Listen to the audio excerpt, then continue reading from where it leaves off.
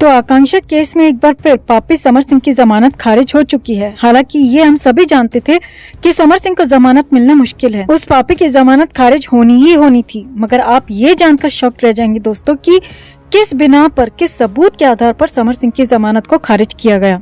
आकांक्षा दुबे की मां मधु दुबे के वकील ने ऐसा कौन सा सबूत सामने रख दिया जिसकी वजह से समर सिंह के वकीलों के भी होश उड़ गए।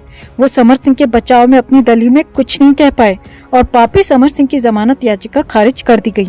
तो आखिर कौन सा था वो सबूत जिसे देखते ही जज ने खारिज कर दी समर सिंह की जमानत? क्या साबित करता है ये सबूत, और अब आगे इस सबूत के आधार पर पापी समर सिंह के साथ क्या हो सकता है, आपको दिखाते हैं, बताते हैं सब।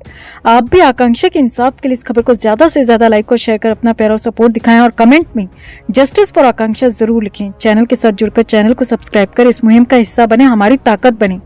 तो हम सब जानते हैं कि समर सिंह से 5 दिन की रिमांड में पुलिस ने काफी कुछ पूछा, जिसमें से कई बातों को समर सिंह ने छिपाया, कई बातों को झुठलाया और कई बातों के सच जब उसके सामने सबूत रखे गए तो उसे उगलने ही पड़े। हालांकि वो खुद को लगातार बेकसूर बताता रहा है और उसका यही कहना है कि आकांक्षा के साथ उसने कुछ गलत नहीं किया। आकांक्षा के साथ जो कुछ हुआ, 25 की रात सारनाथ होटल के कमरे में आकांक्षा के साथ जो कुछ भी हुआ, उससे उसका कोई लेना देना नहीं। वो इस बारे में कुछ नहीं जानता और वो उस दिन उस रात गोरखपुर में अपनी किसी फिल्म की शूटिंग में व्यस्त था। लेकिन यही झूठ समर सिंह को ले डूबा। अगर वो सच सच बता देता तो शायद उस पर यह शक यकीन में नहीं बदलता कि आकांक्षा के साथ उस रात जो कुछ हुआ उसमें समर सिंह का ही हाथ है। लेकिन जब समर सिंह की कॉल रिकॉर्डिंग निकाली गई तब उसमें 25 की रात की लोकेशन बनारस मऊ की शो हुई, जिससे कि ये साफ हो गया कि समर सिंह झूठ बोल रहा है। और आकांक्षा के साथ 25 की रात जब वो सब हुआ तब समर सिंह बनारस में ही था और यही झूठ, यही सबूत समर सिंह को बहुत बड़ी मुसीबत में डालने वाला है। जी हाँ, अदालत में जब दोनों पक्ष के वकील अपनी अपनी दलील रख रहे थे तब समर सिंह के वकील ने आकांक्षा के उस वीडियो तक को जुटलाना चाहा, ये कहते हुए कि इस वीडियो के साथ छेड़छाड़ की गई है और काफी वक्त पहले से आकांक्षा और समर सिंह का रिश्ता टूट चुका है और दोनों के बीच बेहद कम और सिर्फ प्रोफेशनल ही बात होती थी। हालांकि शुरुआत से आकांक्षा की मां मधु दुबे समर सिंह को अपनी बेटी के साथ हुए हादसे का दोषी बताती रही हैं। उन्होंने तब भी ये कहा था कि कुछ दिन पहले ही समर सिंह ने आकांक्षा को धमकी दी थी और उस रात भी वो बनारस में ही था। मेरी बेटी के साथ जो कुछ भी हुआ उसमें समर सिंह का ही हाथ है और समर सिंह ने ही उस होटल के कमरे में वो सब करवाया, होटल स्टाफ के साथ मिलकर। लेकिन उनका ये आरोप सबूतों के अभाव में कमजोर पड़ रहा था। मगर जब पुलिस ने समर सिंह की कॉल डिटेल निकलवाई, समर सिंह की मोबाइल लोकेशन निकलवाई, तब पुलिस के भी होश उड़ गए, क्योंकि मधु दुबे का ये आरोप पूरी तरह से सच साबित हुआ कि समर सिंह उस रात मऊ बनारस में ही था और दोनों के बीच यानी कि आकांक्षा और समर सिंह के बीच उस रात भी 3 बार कॉल पर बात हुई थी। और इस बार की सुनवाई में मधु दुबे के वकील ने इसी सबूत को आधार बनाते हुए समर सिंह को झूठा साबित किया और साफ साफ अपनी दलील में ये कहा कि समर सिंह की कॉल डिटेल्स और लोकेशन से पता चलता है कि 25 की रात समर सिंह बनारस में ही मौजूद था। अब सवाल उठता है कि अगर वो बनारस में था तो उसने झूठ क्यों बोला कि वो गोरखपुर में था? अगर वाकई समर सिंह ने कुछ भी नहीं किया तो उसे झूठ बोलने की जरूरत क्यों पड़ गई? अब ये दलील ऐसी थी कि समर सिंह के वकील की भी बोलती बंद हो गई और वो भी इस दलील को नकार नहीं सके और इसी दलील के आधार पर, इसी सबूत के आधार पर समर सिंह की जमानत को खारिज कर दिया गया, ये कहते हुए कि मौजूदा सबूतों के आधार पर समर सिंह आकांक्षा केस में शामिल नजर आ रहा है और इसीलिए उसकी जमानत याचिका को खारिज किया जाता है। आपको बता दें कि आगे भी इसी सबूत को आधार बनाते हुए समर सिंह को घेरने की तैयारी है, क्योंकि यहाँ समर सिंह का झूठ साफ साफ पकड़ा गया है, जो कि ये साबित करता है कि समर सिंह इस पूरे मामले में, इस साजिश में शामिल है। अगर ना होता तो वो झूठ ना बोलता, सच सच बताता, लेकिन उसका झूठ बोलना, उसकी लोकेशन का बनारस में मिलना, ये दर्शाता है कि समर सिंह का आकांक्षा केस में बहुत बड़ा हाथ है। तो अब आप भी उम्मीद न छोड़ें दोस्तों, देर से ही सही, कम से कम आकांक्षा का इंसाफ होगा, जरूर होगा। तो इस मुहिम में डटे रहें, आकांक्षा के इंसाफ की आवाज उठाते रहें और कमेंट में ये भी बताएं कि समर सिंह को क्या सजा मिलनी चाहिए। साथ ही खबर को लाइक और शेयर कर अपना प्यारा सपोर्ट भी जरूर दिखाएं।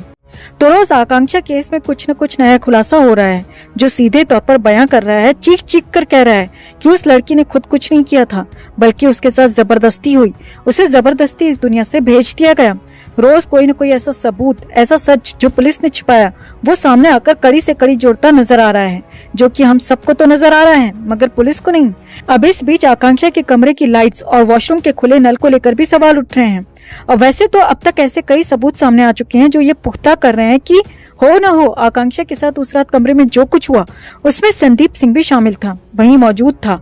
जैसे कि संदीप सिंह का आते हुए फुटेज दिखना मगर जाते हुए नहीं, आकांक्षा के कमरे में शराब की बोतल का मिलना जबकि वो शराब आकांक्षा ने नहीं पी थी, जो कि उसकी पीएम रिपोर्ट से कंफर्म हो चुका है।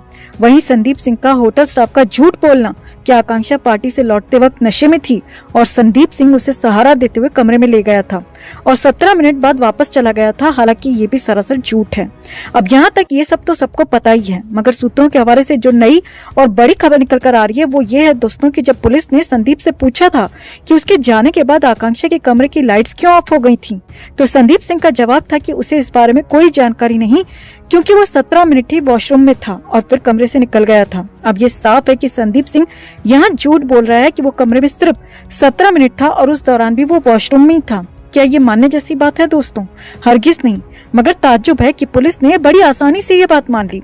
खैर, यहाँ आपको बता दें कि जब आकांक्षा अपने कमरे में उस हाल में बेड पर बैठे हुए मिली थी तो तब उसके वॉशरूम का नल खुला हुआ था। अब सवाल उठता है कि वो नल क्यों फुल स्पीड में खुला हुआ था? कोई इंसान जो अपने पूरा होशो हवास में है वो तो ऐसा नहीं कर सकता। तो अब सवाल उठता है कि आखिर वो नल क्यों और किसने खोला था? क्या आकांक्षा के साथ वो सब करते वक्त उसकी आवाज बाहर न जाए इसलिए वॉशरूम का नल फुल स्पीड में खुला रखा गया था और काम निपटाने के बाद जल्दबाजी में बिना नल बंद किए ही वो कमरे से निकल गए थे? तो अब इस खुलासे के बाद कहा यही जा रहा है कि ये सारा कांड संदीप सिंह का ही है और इस पूरे कांड में होटल ने भी संदीप सिंह का साथ दिया, क्योंकि होटल स्टाफ की मिली भगत के बिना आकांक्षा के साथ ये सब होना संभव ही नहीं था। वहीं सारनाथ पुलिस पर भी सवाल उठता है कि आखिर संदीप सिंह को मामूली पूछताछ कर कैसे छोड़ दिया गया, जबकि संदीप सिंह यहाँ सबसे बड़ा संदिग्ध नजर आ रहा है। तो आपको क्या लगता है, क्या होटल के कमरे में आकांक्षा के साथ जो कुछ हुआ वो संदीप सिंह ने किया? क्या संदीप सिंह वाकई कमरे में सिर्फ 17 मिनट ही था या फिर वो और होटल स्टाफ दोनों झूठ बोल रहे हैं? आप क्या सोचते हैं? कमेंट में से लेकर आप भी अपनी राय जरूर रखें और वीडियो को ज्यादा से ज्यादा लाइक और शेयर कर अपना प्यार और सपोर्ट भी जरूर दिखाएं। तो आकांक्षा को हम सबके बीच से गए 50 दिन हो चुके हैं और इन 50 दिनों में हर दिन ही कुछ न कुछ नया सामने आता रहा है, जो इस बात को पुख्ता कर चुका है कि आकांक्षा के साथ 25 की रात गलत नहीं, बहुत गलत हुआ, अंधेर हुआ। मगर तब भी अब तक पुलिस बेहद ढिलाई से काम कर रही है। इतने सबूत सामने होते हुए भी आकांक्षा केस के अन्य आरोपी फरार हैं, उनसे पूछताछ तक नहीं की गई और न ही उन्हें पकड़ने की पुलिस द्वारा कोई कोशिश सामने आ रही है। इस केस में बड़े संदिग्ध अनुराधा सिंह, संदीप सिंह, अरुण श्रद्धा गायब हैं। हालांकि पूछने पर पुलिस का यही कहना है कि जांच जारी है, पर जांच के नाम पर किस तरह सालों साल केस लटकते लटकते बंद फाइलों में धूल चाटता रह जाता है, ये हम सब सुशांत केस में देख चुके हैं, जहां आज तक जांच के नाम पर ये केस लटका हुआ है। फैंस में भी अब वो जोश नहीं रहा जहां उन्होंने सुशांत के इंसाफ के लिए एक आंदोलन छेड़ दिया था।